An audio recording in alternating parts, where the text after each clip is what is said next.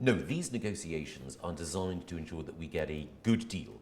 And the proposals that we put forward today are an effective way, I believe, of making sure that we can respect the integrity of the EU's single market. We can maintain all the gains that have been made as a result of the Belfast Good Friday Agreement, so that peace on Ireland can be cemented.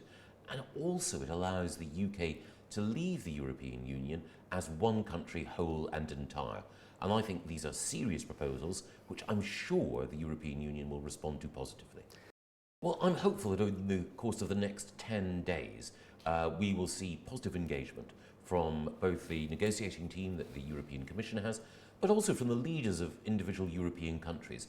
It's in everyone's interests to do a deal, and these proposals deliberately set out in order to respect the EU's desire to have its single market protected, but also these proposals respect our desire to leave the European Union as one country.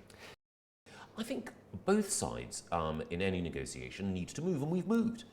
It is the case that there's been a sincere attempt over the course of the last 70 days to find out, not just from political leaders in Europe, but also from the broader set of political and business voices in Ireland, what they believe is the right way forward. And I'm convinced that these proposals provide an opportunity for us to talk seriously to the EU and to find a way forward, and these proposals respect not just the EU's interests, but the UK's. Well, I think that obviously it will be for individual European nations and for the European Commission to respond as and when it thinks it's appropriate. But I hope that what they will do is recognise that, in Michel Barnier's own phrase, the clock is ticking. These are serious proposals.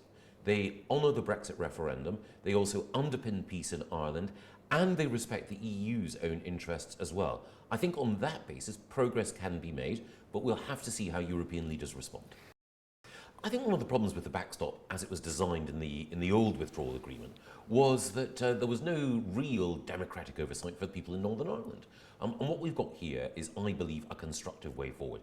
It recognises that, yes, there will be European rules in Northern Ireland that govern food and agriculture and manufacturing, but those rules will be subject to democratic consent. And I think that's the right way forward. And it's not about any particular party in Northern Ireland, it's respecting all the people of Northern Ireland and giving them the opportunity to agree to a particular set of proposals that will determine their lives and livelihoods. Well, there is a border already. There is a border for excise purposes, there's a border for currency purposes, so we already have a border, but we already have trade that flows freely across the island of Ireland.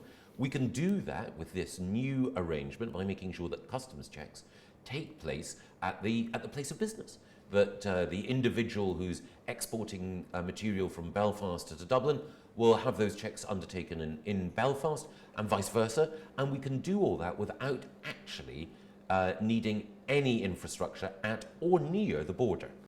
No, there need not be any physical checks, no new physical checks at or near the border. All the checks that can be conducted and that will be required can be done well away from the border at the specific place where goods are manufactured or where they're packaged up for the journey from Northern Ireland to the Republic. Well, you police it in the same way as we police customs at the moment.